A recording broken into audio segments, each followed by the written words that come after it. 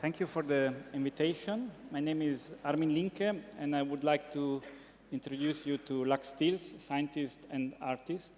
His research is based on the questions of origin and language and meaning.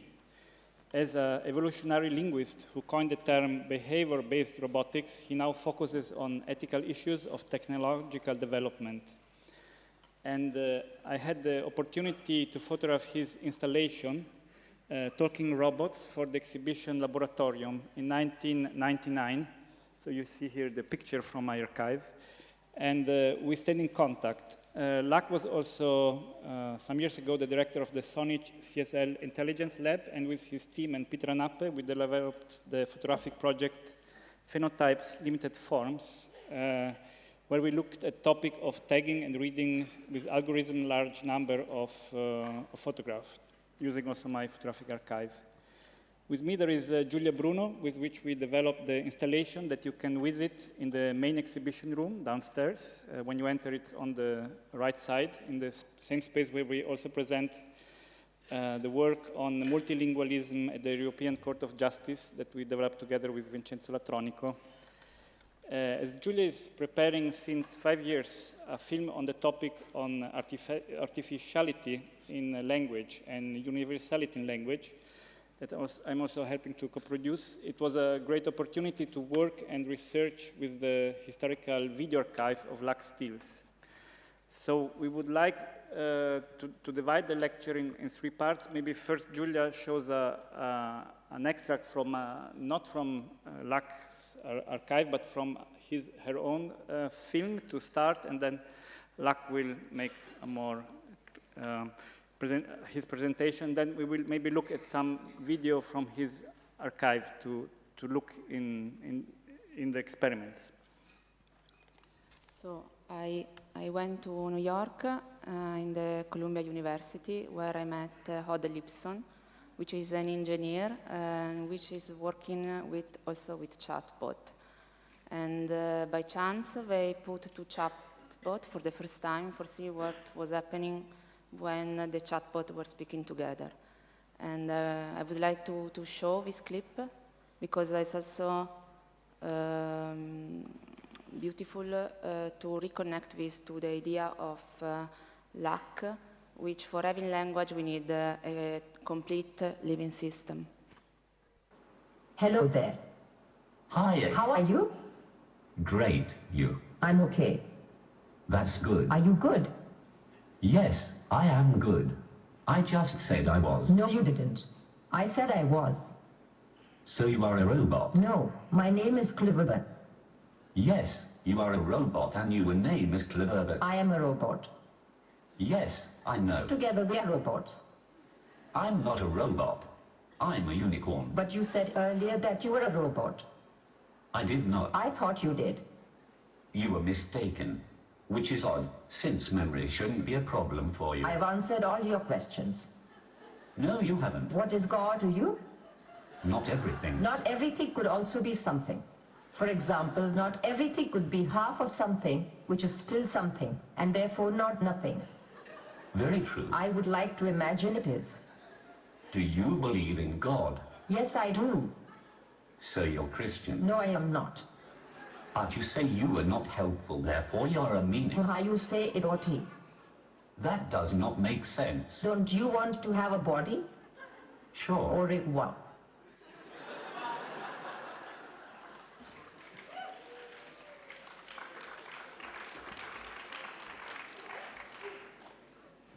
Okay, well, let me also first thank you all for coming and for this wonderful event. And as Armin said, we have been interacting for quite a while, and actually the installation that he photographed in '99 was called The Talking Heads. And maybe this rings a bell for you. Well, you're probably all too young to know, but there was a band called The Talking Heads.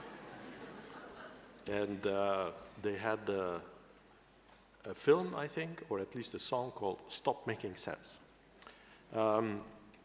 But I think what we should really talk about is how AI can start making sense.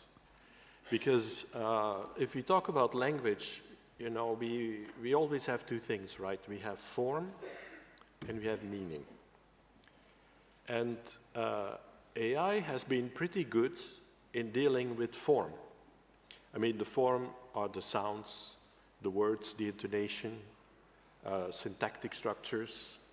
And there's been a lot of work to capture them, either by actually programming them, analyzing language, putting that in computers, and more recently using methods like deep learning, you know, to capture templates, to capture patterns that are in language use. But the problem is that language is not just a form, there's also the meaning, and this is much more difficult to grasp. I mean, meaning are things like concepts, relationships, structures, pictures, on how a category like red can be related to an object in reality, how we can ground our concepts in reality. And so meanings has kind of escaped all the time the, you know, what machines can do. And this is partly because we don't know very well what meaning is or where meaning is coming from. Or there seems to be some fundamental problem that's very difficult to solve. So we have to realize that today there are a lot of applications of AI which you're using every day in search engines, translation, correcting your texts. You know, I could go on in pattern recognition of various sorts, but the problem is that those systems don't really handle meaning. And we just saw that in this clip, actually, because this clip is just patterns that these chatbots had learned from looking at corpora of dialogues, or maybe earlier dialogues that were held between the people and the chatbot, and trying to extract patterns and then to reuse these patterns without actually knowing what they mean. And then you get these very silly, you know, communications. And so this is all fun and okay, you know, and sometimes we laugh because we use Google Translate or some of these other translation systems, and they do a very funny translation of a sentence, right? And it's also because they don't know the meaning, or they cannot grasp the meaning. But I think today we are seeing a phenomenon that is no longer so funny. And I'm talking here about fake news, about echo chambers where opinions are polarizing and getting reinforced, where you get this kind of post-truth society where you can make all sorts of claims, you know, without any substance. And this is propagating in the population at a very rapid rate. And part of the research that I'm currently doing in a project called Odysseus is actually looking at social media, and also at the web and you know, public media like that, and to understand what is going on. And so we have things like this. This is actually a picture of millions of Twitter messages that were being sent in France when Macron had this problem with one of his guards, Benalla.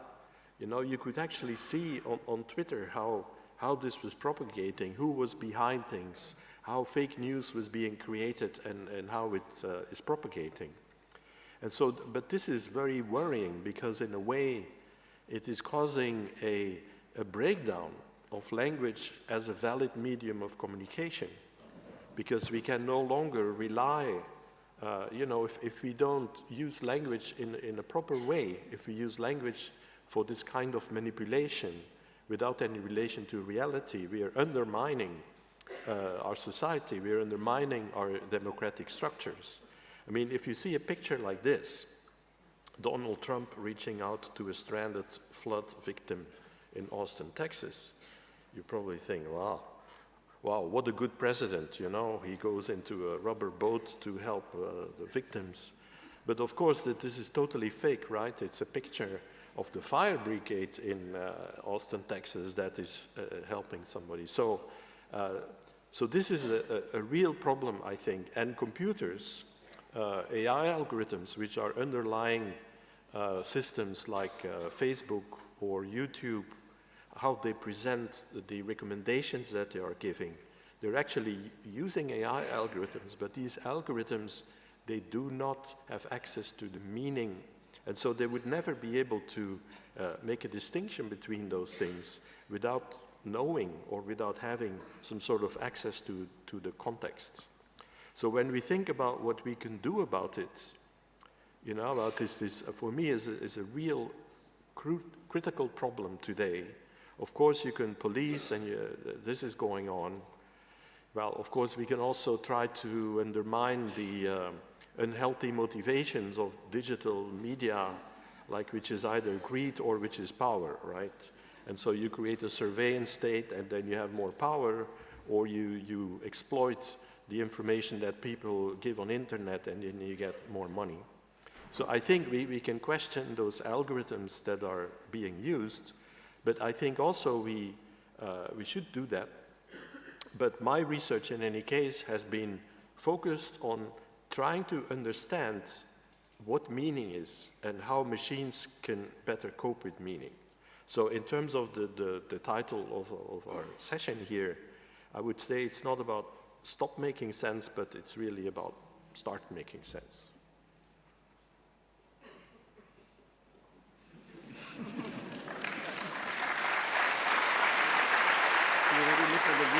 Yeah, sure. Which one do you want to see? Maybe should we start from the Flash? With? The Flash video. So we will do a little bit of video DJing now. Maybe. Yeah, this is, I should say this is not a lecture. I had a full lecture prepared, and then half an hour ago Armin said we're not going to do that. And so instead we just collected a few videos just before the meeting here, and now we're going to do improvisation. Well, but I think it's interesting to look to the setup and ask you what is happening here and what was that you were looking at. Yeah, so what we have been doing is have robots, they could be software bots, but also real physical robots, like humanoid robots, to play language games with each other. And a language game is very simple. You know, when I ask Giulia, can I have some more water? And then if she gives me water, then we play the little game, and I'm happy because she did what I wanted. If I say to Armin, can you give me a little bit of water? And he, I don't know, he takes the bottle and hits me over the head with the bottle, I would not be so happy, right? So the game is an interaction which involves the world, which involves objects in the world, referencing objects in the world, and then to have a communicative interaction. Now, what we do is we really start with robots that do not have a language yet. And we try to understand what mechanisms do we need to put in so that these robots would be able to create their own language, and not just the language, but also the meanings that they use in their language. So meanings like colors or shapes or movements of you know, objects and things like that. So Armin asked us to see a clip. Here we see this is the other one. thing. On the screen we see the other one. This one? You want this one? Yes, but We have PowerPoint. You see our improvisation is... Now, let me show this. yes, but on the video screen you see something else. Oh, you see something else on the video screen. Okay. You see, this is an example of communication going bad. I mean, this is real, huh? We are not simulating, No. This is the real thing. Okay. Okay, so I have to do this. Let's see. Displays, share screen. Okay. Do you see it? Yes. Yeah, okay. So, and now you want to see the... What, do you want to see a language game? Like here? Huh? Maybe. Okay. Yeah. So this is an example actually of a language game, and you see two of these humanoid robots, and they are in a little environment, and they will first of all perceive their environment, you know, build up images of the objects that they are doing object recognition. Oops. And then one robot says something, Rabatu, and the other one robot, you know, says, I don't know what this means, right? Now, I don't know what is going to happen. And well, the other one is now pointing to the object, which is Wabatu, which is an opportunity for the first robot to learn that particular word. So in the game, it's not just playing the game, but there's also learning, there's creating new concepts, there's inventing new words, and then sharing new kinds of words. What was interesting when we met, that you were speaking about language is not only words, it's not only language, it's not only meaning. One robot needs also to know to learn what the space is, what he see, what is the space in itself. So, like you were telling to us, there is the necessity of a complete knowledge of living system for be able to speak.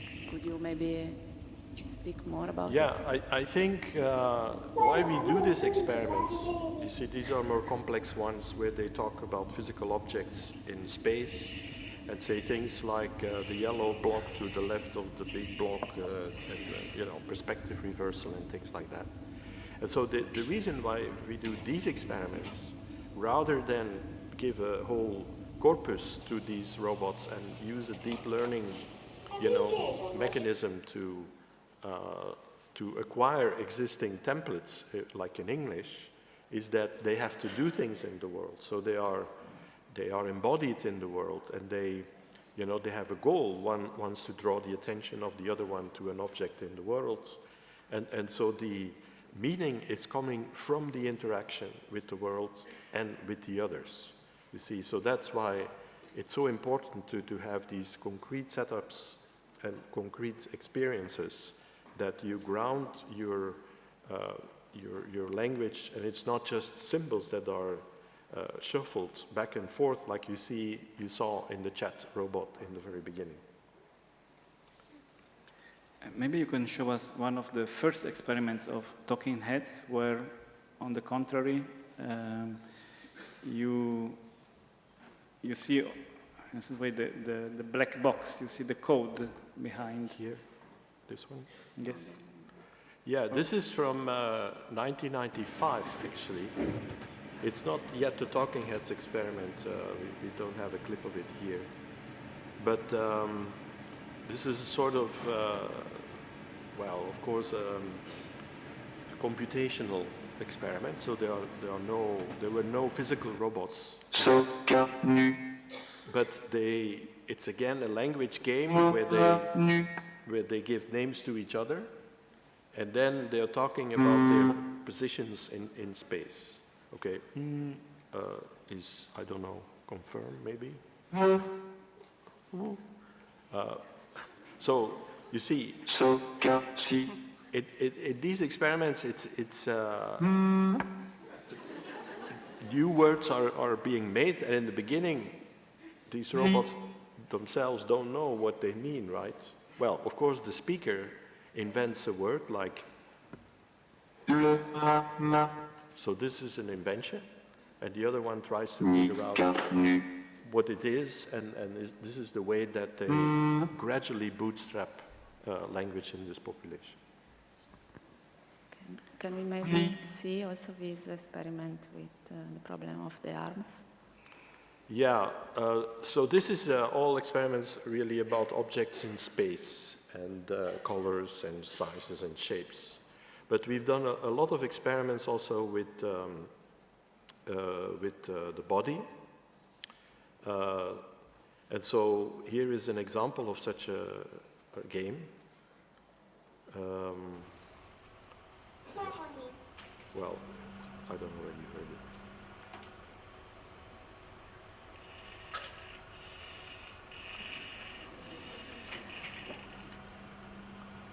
So this is a game about inventing words for talking about body parts and for actions that they do.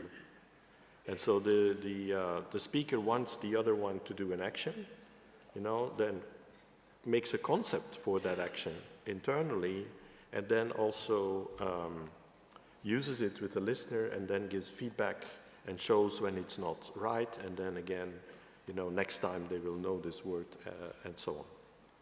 And so the experiments are not just about language per se, but they're always embedded within certain contexts so that they can also learn the meanings of it and the interaction with the world. Now this is maybe also a nice one to see. Now it's gone, so you have to ask the next question. This one here. Yeah? Yes, please. Yeah, nice. So that's another example. You see, we do all these weird things with robots that other people don't do. And then when we have visitors, they say, what can these robots do? What is all this for? Well, it is for nothing. I mean, it is for exploring. This is the creative side of AI research. And then, in this case, we gave the robot a mirror to see what the robot could do. I mean, we give a lot of free time to our robots so that they can play. And they can play with themselves also, within limits, of course. And so here they play with the mirror.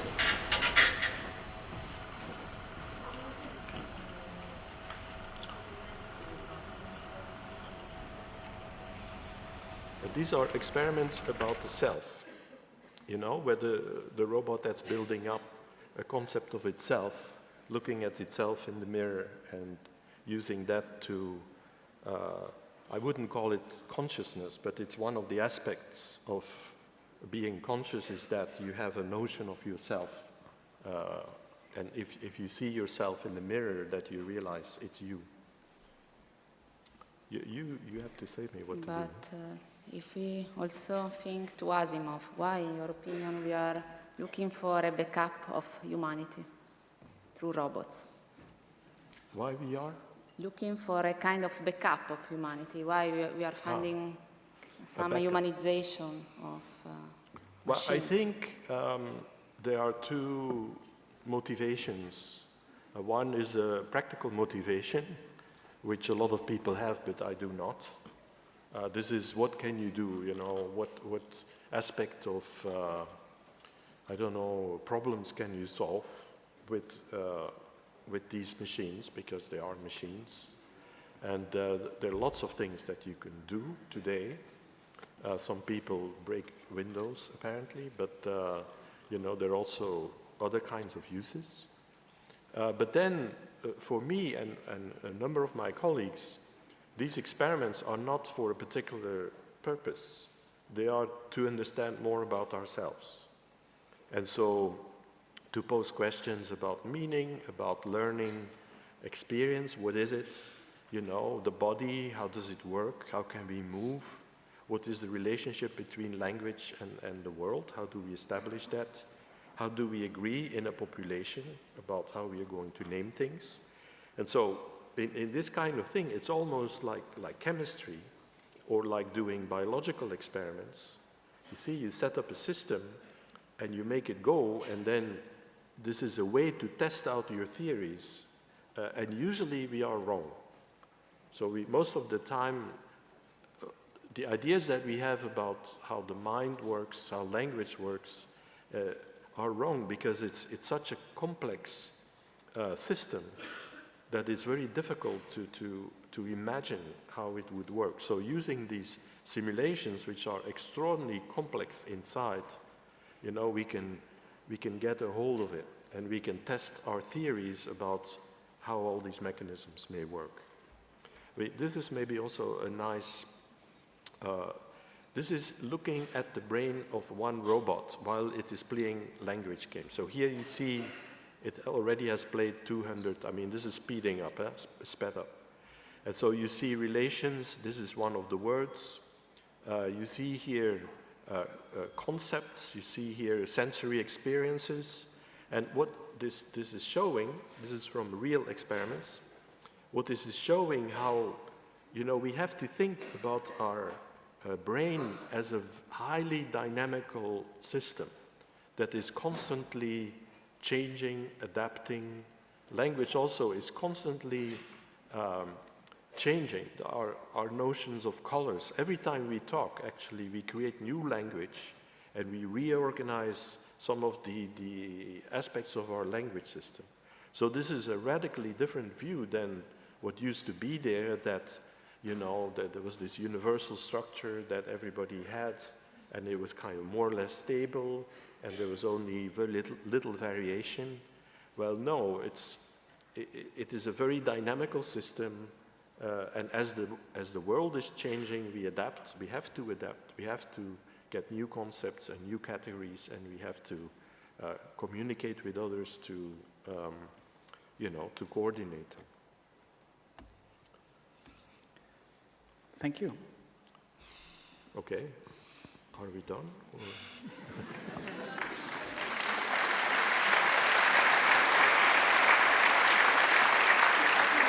Is there something important that you want to add?